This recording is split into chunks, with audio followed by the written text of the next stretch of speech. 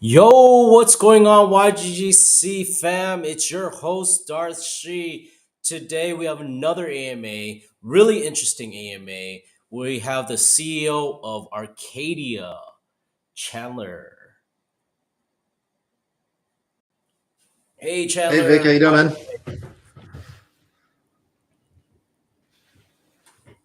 Hey, can you hear me okay? Yep, I can hear you. Perfect. It's good to be here, man. Thanks for having me. Yeah, no problem. I mean, it's been a while since I talked to you, but do you want to give a quick intro and about your game and let everyone know what uh, Arcadia is all about? Yeah, so Sparkadia is what we call an ecosystem of games, and it's essentially a bunch of games that are connected together in like a hub and spoke. But the big thing that most people are interested in right now is our first game that we call Eden Brawl. And so Eden Brawl is kind of what we call a brawler. And that is the idea of we're combining MOBA games and brawlers. So if you're a fan of like League of Legends or Dota 2 or Heroes of the Storm, we've got a lot of elements of that. And we basically just kind of turned everything up a notch, made it a lot quicker, made it a lot faster. And it's a ton of fun, lot quicker games. So really excited to get everyone seeing the gameplay footage and hopefully get everyone in playing the game pretty soon. That's awesome. So yeah, there's been a lot of chatter about all the different games on different chains. Um, So, what do you? How long have you guys been working on it, and how big is your team? Yeah, it's a great question. Our story's kind of interesting. So I actually started work on building Eden Brawl about 6 years ago now, and I had just always had a dream to make video games. And I said, how hard can it be to make a game? And it turns out the answer is really, really, really hard. Um, so ended up spending way more money and way more time to make it than I thought I would. But eventually we built up this really, really cool vertical slice, just working on weekends, as a hobby, a bunch of freelancers, and eventually the game just got really, really good. And we eventually went out and raised a fundraising round back in December. And once we had, actual money and not just, couch cushion money, we went out and hired a team. And we've grown from, zero people that were full time to now 25 full time people. And we got real lucky and we're able to just recruit some of the best people in the industry now. So our team is mostly Riot Games people, and then we've also got a bunch of people from like Epic and Blizzard and Bungie, and we've just been able to put together some of the what I think is the best squad in blockchain gaming right now for sure. Yeah, that's awesome. You guys have people from Riot and different other AAA studios. So, being you're saying how this is the ecosystem of games. How does how does Endin Brawl, your first game, fit into this ecosystem? Yeah, so ultimately, what we want to build is more than just a single game. We want to build kind of this entire universe and this entire IP. And that's kind of where our quote unquote metaverse fits in. Um, So at the center of everything, we have what we call club. And that's essentially just a big social space. It's kind of like an interactive virtual lobby. And that's kind of the center of our universe, is where everything comes back to. And then we're building a bunch of games around that concept that all connect into it. So Eden Brawl is the first game, but eventually, we'll have a second game, a third game, a fourth game, and so on and so forth. And all of these games synergize in some way together. But you'll log into Club and then go play Eden Brawl and then go play game number two. But I think the real key from a value add perspective from players is all of these things connect. So we only have one token, for example. So even if we have, 7 games in 10 years, there's still only one token. It's kind of no matter what you want to play, same token. And then we're also able to do really cool asset connections. So for example, our first game's a MOBA style game, and we have heroes or champions. And if the second game also has heroes or champions, or the third game has heroes or champions, and you only need to buy one skin, you have it in your wallet, centrally located in Club, and you can use that same skin in both games. So it's really all about driving your value where everything connects in certain ways to kind of make it easier on players.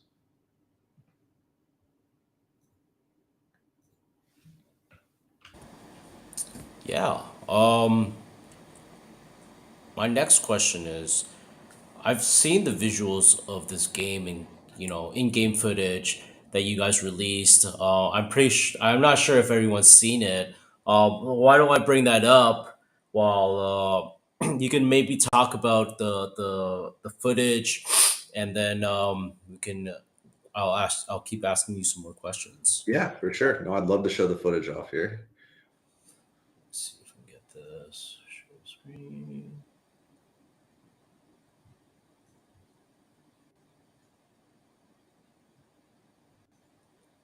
Yeah, so the footage you're about to see, there's a few other videos on our YouTube channel.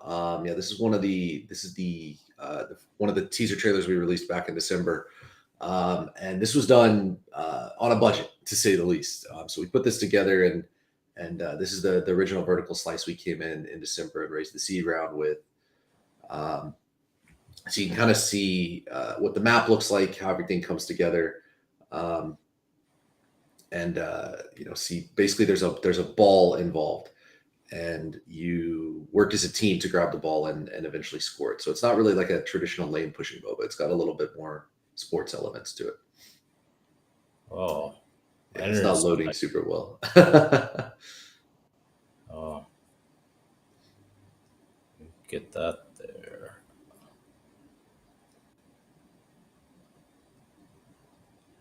Yeah.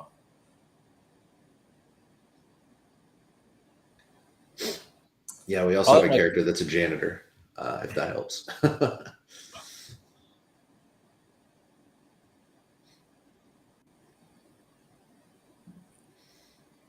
I can drop the links in chat if it's not playing Yeah, super yeah, well yeah, right yeah, now. for sure. Yeah, I think it's cool. just my computer. It's all Um, good. it's getting old. It's all good. So yeah, I'll make sure to drop the YouTube link, but you'll kind of see this progression of here's what the game used to look like in December, and then just last week as we started kind of our campaign here, we've made a lot of upgrades. So the team's been hard at work now that we have all the AAA developer folks coming in, and we've just been hard at work the last 7 months making a ton of improvements. So you'll get to see kind of what that looks like. All that hard work has gone in, and kind of what we call it the new build. So new characters and new looks. So really excited to show that off. Yeah, I mean the footage looks unbelievable, and the NFTs are probably like one of the best I've ever seen. Yeah, Can you tell us? Tell everyone more about the art and who's behind it. yeah. So we got really fortunate, and through our hiring spree back in December, got connected or met someone named Edmundo Sanchez. And for those who aren't familiar with him, he was one of the first ever employees at Riot. So like the first 40 or 50 champions, that was him. He did most of the artwork and the creation of those. If you know the champion Dr. Mundo, for example, in League of Legends, it's named after him. So he's a legend. And so he came together with me and a guy named Matt Dunn, who's also a legend in the Riot ecosystem. He's done a ton of writing for the characters, Jin, Echo, Ornn, Pike, all the good ones. And we really started working together on this just absolutely amazing IP. It's just really fun. We call it like cosmic cozy. So it's just really lighthearted and colorful. And then we were able to snag a guy named Alvin Lee. And Alvin Lee used to lead up Splash Art over at Riot. So if you're a Riot art fan, there's a lot to love there. But Alvin's one of the most talented artists in the entire world, I think. And we originally set out to say, hey, when we do NFTs, we want to make sure it's not just an NFT. We want to make sure it's something incredible. And yeah, Alvin delivered. So the NFT itself is 8 individual hero NFTs. And when you collect all 8 as a set, you get a bunch of bonuses across the ecosystem. So again, I'll drop some links in the chat after this to kind of what those bonuses are. But the goal is you collect all 8. And so Alvin did an entire splash art with all 8, and then we'll cut each one of them out.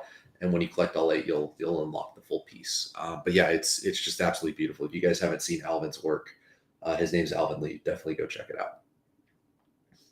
Sure.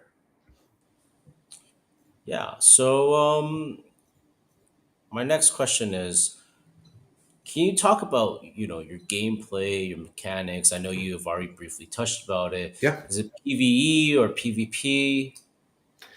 Yeah, it's a purely competitive 5v5 game, and what I mean by competitive is NFTs don't affect gameplay, so you can't go buy an NFT, can't go buy something and pay to win.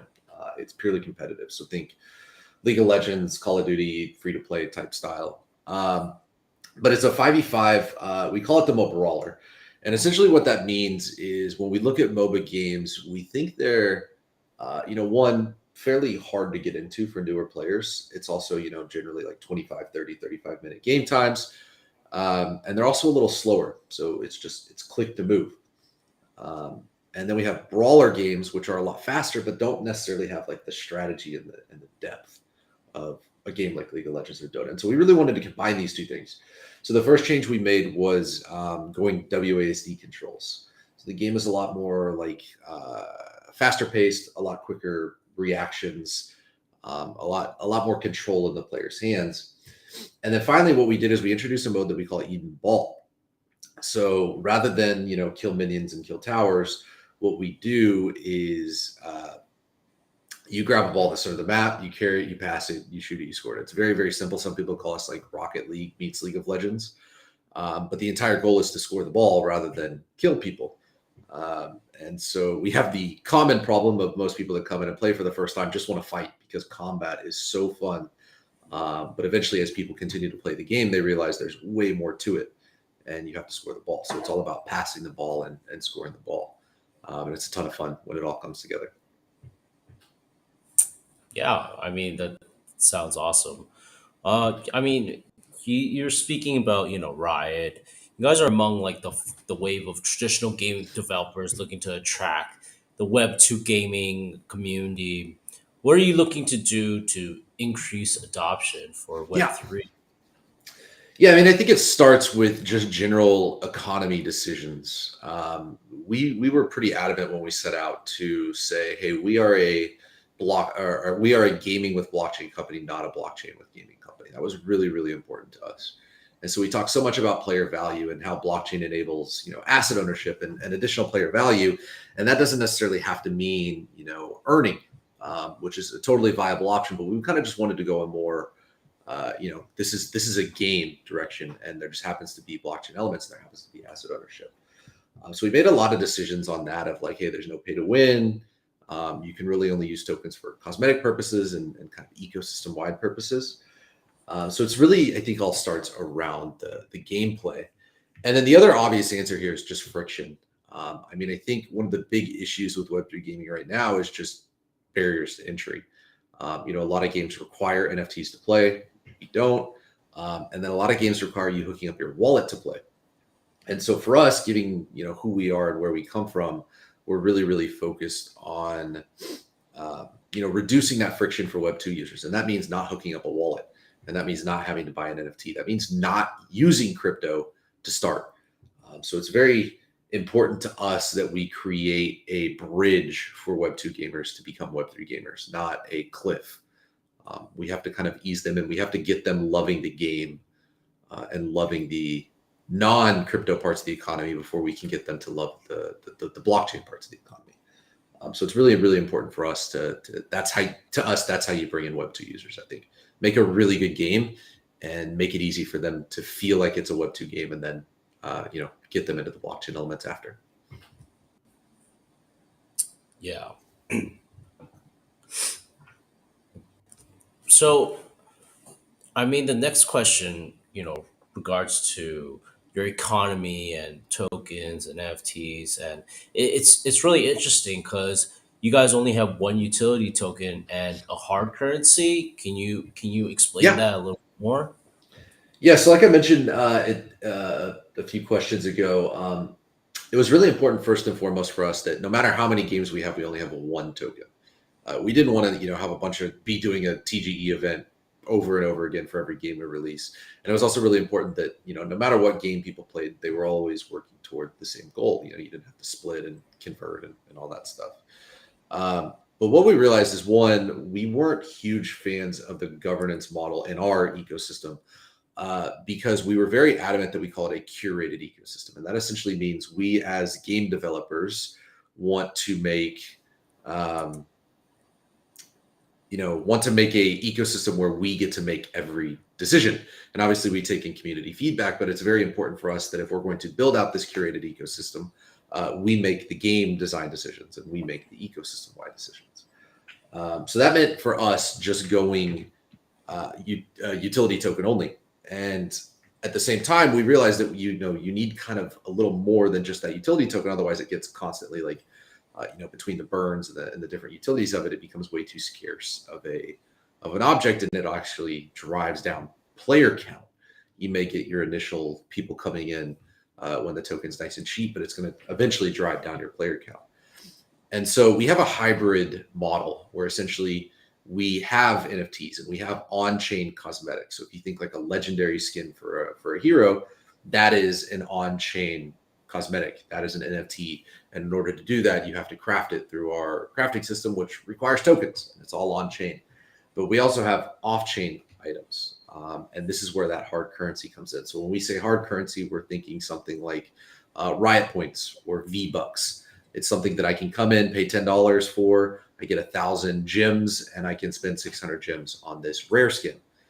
And so there's a huge chunk of our economy that runs on that hard currency, and it feels just like a free-to-play game. And this is really that bridge we were talking about, Web 2 to Web 3. So it's bringing in people through that kind of Web 2 free-to-play economy, and then monetizing them into Web 3 NFT, crypto, blockchain users.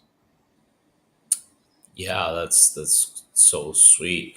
You were talking about your cosmetics and whatnot. Can you briefly describe, your upcoming drops, dates, Yeah. prices, whitelist process, and like even what blockchain you're on? Yeah. Yeah. So I can start with that one.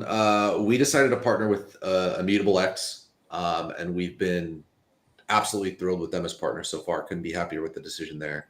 But notoriously, we've been kind of quiet in the space. We've been really, really focused on building the game, really been focused on keeping our heads down and building the product. But we decided to kind of start early. We were just really excited to start sharing with the world what we've been working on. And so our first drop is coming September 19th. So we've got about 20 days leading up to that. And it's, we didn't give ourselves a lot of marketing time because it sounded fun. We just wanted to do a big sprint on how fast we put together this community of marketing. And we've got that drop coming up on the 19th, and there's going to be 8,000 individual NFTs on that drop, which means since there's 8 per set, there's essentially 1,000 sets. They're only $20 a piece, so a full set is $160. So we really wanted to price it again, just player value focused, really player focused. It's only $160 for the whole set. Yeah, just really, really excited to kick this off. And once you collect that whole set, you'll be able to essentially put that in your, what we call a dwelling, which is our version of land. And if you own the whole set, you'll get a bonus to your ticket generation modifier. And that's really the big bonus of owning this collection is you'll earn tickets faster throughout our ecosystem. And without going super deep into it, highly encourage anyone that's interested to go check out our white paper. Whenever you play our games, you actually earn tickets, and those tickets enter you into reward pools or raffles, which is how you get actual rewards. So you're never directly earning the token in our game; you're directly earning tickets. So obviously, earning tickets faster is a pretty big deal. So really important to own collections like these within our ecosystem. Yeah, I mean, tickets are a great way for everyone to earn. Um, what are the rights and utilities will these NFTs have, and is there anything special about these drops or future drops? Yeah, it's our first collection, so we wanted to make sure we call it the Origin Collection, and that always comes from my love of what I call like original supporters or OG supporters, which is, hey, these are people who got involved in our community early. These are people that saw one trailer and said, this is it, this is the game, and were able to support us. And we've had a ton of people in our community that have been with us for like 4 or 5 years, as we, had no funding and just kind of stumbled through things. And those are the type of people that that this collection reminds us of, is people who got in early. And so, along with the ticket modifier bonus, we're giving away a lot of stuff just for owning this collection. We've got a bunch of NFT drops coming up, likely starting in January. That'll really be kind of our big kickoff of like skins and early access and land. And owning this collection will actually get you discounted pre-sales, so like an early allow list, just for owning this collection. So you get discounts there and ability to access it early. We're also going to be doing like a unique like virtual trophy. So inside, I mentioned this idea of dwellings. You'll get to be able to put you'll get like a Sparkadia Origin Collection trophy that you can kind of show off that, hey, I was one of the first people to own this. And then the last piece is what we call VIP access. And so within our ecosystem, there's like an extra tier. Think of it like you pay like the $15 a month and you're now a VIP or a premium subscription. It works kind of like that, except ours isn't paid. It's based on NFT ownership. So there's a few NFTs, and frankly, this is the only one we have in mind right now. There's no other ones we have in mind, but that will change eventually. This is one of the few collections that will end up giving you VIP access. And that access will give you kind of a litany of rewards. Most importantly, like you'll get access to the VIP reward pool. So we really think this is going to be super valuable, just because of all these extra bonuses we've thrown in beyond original collections. So we'll eventually do more collections like this, but additional collections won't have all the extra bonuses I just mentioned. Yeah, it's awesome. Like you have VIP access and whatnot. You're speaking about communities and how can we get our communities and users involved? Are there any, I guess, giveaways or other prizes? Yeah, 100%. Yeah. As part of, I mentioned we didn't give ourselves a lot of time for marketing, just because we wanted to do this really crazy sprint and just get everything out there. To that end, we are doing a lot of giveaways, a lot of community involvement. So obviously partnering with YGG SEA here, you guys are going to be doing a bunch of giveaways in the future for us as well. We're hosting our biggest giveaway campaign at giveaway.sparkadia.gg. We'll obviously link this in the chat. And essentially, it's a pretty standard Gleam campaign, but come in, sign up, give us your wallet address, like our tweets, retweet us, watch our YouTube videos, stuff like that, and you're going to earn points. And we actually went kind of beyond what a regular Gleam campaign is here. And as you earn points, you're actually getting more rewards. So, for example, doing just 5 of the tasks, which 2 of them are signing up and giving us your wallet address, you actually get a guaranteed reward of an in-game spray. And if you keep doing tasks and you keep referring your friends, you'll get even more points. You'll get even more rewards. So one of the rewards at the end, for example, is entrance into a raffle for the entire set. So not only are we giving away some NFTs for kind of anybody who signs up, you have a chance to win a full set if you actually participate in the full giveaway.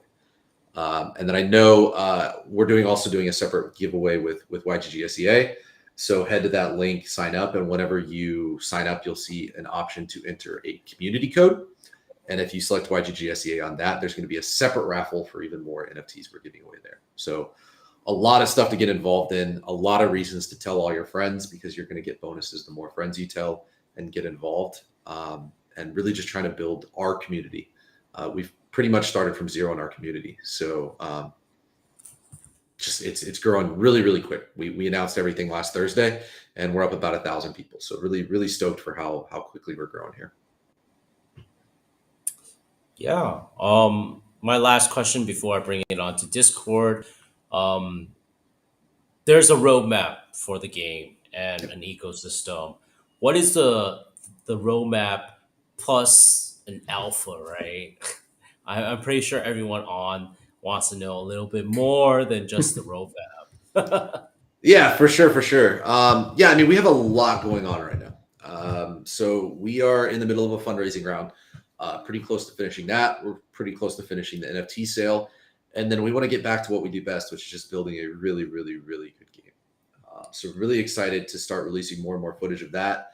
That game will be We'll start streaming that pretty soon. We're already streaming stuff, but it's on the old build. But we'll be streaming the new build here hopefully soon, whenever we feel comfortable. But the roadmap is like I mentioned, starting in January, we'll start doing the NFT sales and really hyping it up there, and then we're looking to start. We're doing our token sale in April, and then the game early access will be in May of next year. So we'll be selling early access passes and obviously doing giveaways of early access passes. And honestly, the best thing to do right now is get involved, be a super fan, participate where you can. There's definitely going to be some people in our community that we're going to give early access to for free because we appreciate how much they've done for us. May next year is really when that early access will come. And along with the game in May, we'll also be looking to release kind of the club portion that I mentioned, which is that social world where people can basically finish their game of Eden Brawl and then interact with other players. So that's on the immediate roadmap. And then we're working on additional games as well, kind of in the R&D phase right now. And that'll be kind of, we'll have more info on that probably end of the year for a release late next year, early the year after. So constant hamster wheel of stuff going on for us, but really focused on making sure Eden Brawl is the best game possible right now. That's awesome. So bringing it onto Discord, you're speaking about super fans. We also have super fans on here. One of our first super fans is Andre CG Derivator. His question is, what can we expect from the guilds in this project? Are we going to That's a have great some question. competition? Yeah, it's a really, really good question. So we take a somewhat alternative approach to guilds and especially Web3 guilds. So we're not really, we'll likely have it, but we're not huge. The game and the economy is not built around something for like scholarships, for example, or the idea of renting assets or lending assets. That's not really what the game is built around for us. For us, we're looking more at like the competitive and the community angle than we are the scholarship angle. And so for us, what we call guilds is organizations. And there's only a very small set of organizations within our game. And we want them to essentially be like what I would call canon in our universe. So they are like official entities within our universe. So if YGG SEA is one of them, hope they are. Basically, you're going to see, a YGG castle, a giant mansion, a fortress of YGG SEA.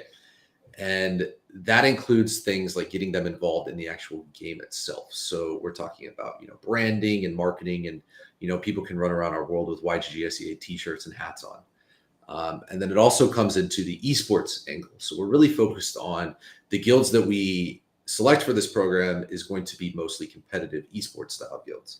And so we want people who not only are building communities, but communities that can really rally around like, hey, I want to see us put together our 5 best players or our 10 best players and really getting into that competitive angle. So that's really what we're looking to support on the guild side is using them as, subsets of our community and be able to support at the guild level that way rather than through the scholarships and the lending programs. Nice. Hope that answers your question, Andre. Our next question is by Sohai Snorlax. And his question is, so many projects just like to speak about the long term vision and mission. But what are your short term objectives? What are you focusing on right now? It sounds like you've been sitting in our internal meetings asking that question, so I love it. No, this is a really good question. Yeah, I mean, I think our goal, and one of the reasons why we spent so long before we really shared information was to not be that game that came out and said, "Hey guys, we've got all these promises. Here's how amazing this game is going to be. Just give us, some time. Give us 6 months, and then 2 years later, we're still all waiting." So it's a really good question. That was something we specifically wanted to avoid. And so in terms of short-term goals, our primary goal, hands down right now, is getting the new build playable and the ability to be played publicly. So right now, our old build is the most stable one. And it's still really fun. It still looks really good. We have people coming and play it all the time. We'll probably be doing some show matches and some dev streams pretty soon. But we're really focused on getting this new build stable. We completely revamped all the backend infrastructure for it. We added a bunch of new characters. We redid the map. We made a bunch of performance improvements. We've got like lag compensation on projectiles now, like all the tiny little stuff that probably no one will hardly ever notice, but it's really key for a stable, well-performing game. So that's by far our main focus is getting that new build out and really showing the world what we've been working on for 6 months and showing the power of what we've been doing. Yeah. Um, this next question is kind of, um, I guess our English isn't that good, but I'll try to decipher what he's trying to say. Sure. This is by Dookie. So his exact words are, "What based of the whole character from the game? What inspired you from making that base design?" I guess what he's trying to ask Yeah. is, what type of you know um, environments or design inspired this artist to make what you guys have Yeah. in your trailers, right? Yeah, I got you. Yeah, for sure, for sure. So yeah, it's kind of two phases on how we designed our characters and how we designed our world. Um, I've always been a fan of like the much more weird characters in video games, just like the non-standard. Like I'm not a huge fan of playing the characters with like giant swords and giant axes and guns and stuff like that. Just not been my thing. I've always really found myself attached to the more abstract, funny ones. And so when I originally set out to do a lot of the characters in Eden Brawl before we had all the Riot people join, just wanted to make funny stuff. And I would just, the classic like shower thoughts of like, how funny would it be if there was a character, there was a janitor that ran around and cleaned up all the dead bodies off the ground while everybody was fighting. And he just took hits while trying to clean up stuff. And that turned into a character. And so it was really trying to come up with things like that. And then, like for example, I've always I really wanted my dog to be a character in the game. It's just like cool, we'll make the dog in the game. But then when Mundo and Matt came on and a lot of the other folks that joined the studio from Riot, we said, okay, we're on to something here. We're on to something weird with characters. And we realized that we were all really, really happy people. And we were all really, really optimistic people. And what that told us is that when we wanted to build this IP and when we wanted to build the characters, we just kept leaning toward really fun, lighthearted characters that just mess up a lot, characters that do really, really funny things all the time. And that's really where the inspiration started coming from. So we worked with a studio called Six More Vodka, really famous studio, did a bunch of like the original IP work for Riot. They did an amazing job of just submitting concept after concept after concept, and we just slowly refined it into the characters we have today. And so, yeah, if you go look at our roster right now, it's 8 characters that we've announced so far. Trust me, we've got a whole bunch of other ones in the works. But if you go check out the 8 that's on the original collection art, they may look like they don't all make sense together because they're a bunch of like just completely different characters.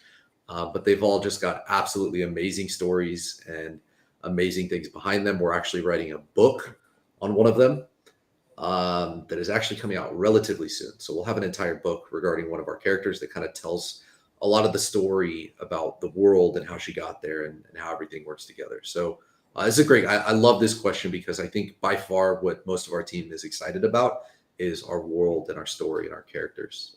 And I'm really, really excited for people to dive more into what we've been doing. Yeah. This next question is definitely directed at you. This is by Xeon. So, what makes Sparkadia feel confident about the survival and sustainability success of their project in the near future? So I'm going to use the word sustainability here because I'm going to latch onto that word here because I think that's super, super important in especially blockchain gaming right now. I think with blockchain, things are inherently scarce. You have an inherently scarce token. You have inherently scarce NFTs. And that's a problem because as things scale, it becomes an issue. It's really easy to have a token economy and NFTs, a 10,000 set of NFTs when there's only 20,000 players. very simple, not a hard problem to solve. But everything gets completely out of control when you have 1 million players. And I don't think we've really even seen what 10 million players looks like. Or I don't know how many players League of Legends has nowadays, but 100 million players. Gets very, very dangerous on the sustainability front. That is one of the things we focused on really, really, really hard when we were designing our economy. And we worked with a firm called Economics Design on this, along with our internal economy team. And that's really where the whole ticket reward pool system comes from, and the way that we can adjust the blockchain elements versus the non-blockchain elements. And that's how we solve scalability is we can generate an infinite number of tickets, but we can still put a small subset of NFTs and on-chain and token currencies in those reward pools. And then the second piece regarding sustainability, I think, is just a steady content map. Games inherently get old. League of Legends obviously has lasted 15 years. World of Warcraft is another one that comes to mind that has lasted a really long time. These are games with really solid content pipelines, but our goal is to really release more than just one game. So obviously we want Eden Brawl to last a really long time, but people become more engaged with a single game when there's other things going on around it. I've been known to boot up League of Legends more often because I watched Arcane on Netflix and was like, cool, I really want to go play this game right now. And so we're really trying to tap players into our ecosystem more than we are just a game. And I think it's really telling, or it's going to be really telling when people walk around our social world and see characters from Eden Brawl. And it's like, oh, wow, I should go play this. Even if they didn't originally come to the ecosystem to play Eden Brawl, that's kind of the goal, is to allow players to feel like they're part of the entire universe. So we've just taken a lot of precautions on the economy front. We think kind of the ecosystem model really enables it. And then frankly, I think the blockchain gaming world is desperate for a really, really fun, great game. And I'll emphasize the word game. And I think we're really, really close. I think we can really be the first to deliver that. And I'm really, really excited about kind of kicking off that catalyst, and then being able to build to expand on that to keep that sustainability up. Nice. And our final question is going to be from YouTube by Homage. Can you give one existing game name to explain the example slash vision of Sparkadia for players? I think you already talked about No, I can't, to be honest with you. Yeah, I really can't. The closest thing I would describe is the BattleNet launcher, if everyone's familiar with that. So you pop open the BattleNet launcher, and there's a subset of games all on the left side, and you can pick a game from there. The way that Sparkadia works is it's the BattleNet launcher, but it's a virtual world. So instead of having this 2D UI launcher, you're actually coming into a virtual world and playing games from there. My favorite example of this isn't a game, but it's instead just an analogy. And the way that we describe Sparkadia is an arcade. It's where it's Sparkadia. But if you've ever been to the arcade with your friends, it's like you walk into the lobby of the arcade. And in the lobby of the arcade, you eat, you drink, you socialize, and you talk about the games that you're going to play. And when you're ready to go play, you guys all walk out to the arcade floor and you play individual arcade machines. And you can play it together, by yourself, however you do it, and you earn tickets on those arcade machines, which obviously ties back into our economy. And then when you're done playing, you can go hang out in the lobby and you eat, you drink, you socialize, and you again talk about the games that you just played, and you bond together on the games that you just played. And that bonding over the games you played is really just so important to us. We call gaming like the greatest unifier in the world. It's such a great shared interest. You can be a complete stranger to somebody and you're like, oh, you like this game too? Oh my gosh, let's talk about it. And so our goal is to really build the lobby of the arcade, which is Sparkadia, and then build the arcade machines, which is Eden Brawl, and future game number 2 and future game number 3. And it's still all part of the same arcade. But it's really how it all connects together. Arcade machines by themselves, great, but no one's going to drive somewhere just to play one single arcade machine. And the lobby of the arcade could not survive without the arcade machine. So it's all about how these things connect together and really come under one roof. That's really important to us. Great. So that was the last question. From YGG SEA community, I want to say thank you for coming on, spending your an hour with us.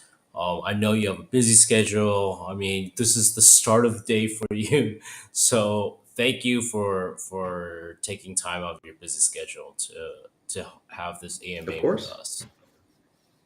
Of course. No, thanks for having me. Really excited to have YGG SEA support. Thanks for everything you guys are doing. And yeah, would love for anyone. Always happy to take more questions. We're very active in our own Discord community, and get people involved there. We're gonna, like I said, we're going to be doing dev streams and videos and things like that over the next 20 days, essentially. And would love to get everyone involved in the giveaway campaign. So hope to see some familiar names soon. Yeah, thanks. All right, see you later. Appreciate it, Vic. Take care, guys. Yep. Bye. There you guys have it. Another AMA. Hope you guys enjoyed another episode of an AMA with me, Darth She. And hopefully, I'll see you guys next week. And we'll have another project, which you guys have to follow our Twitter or be in our Discord and check our announcements. All right. I'll see you guys later. Bye.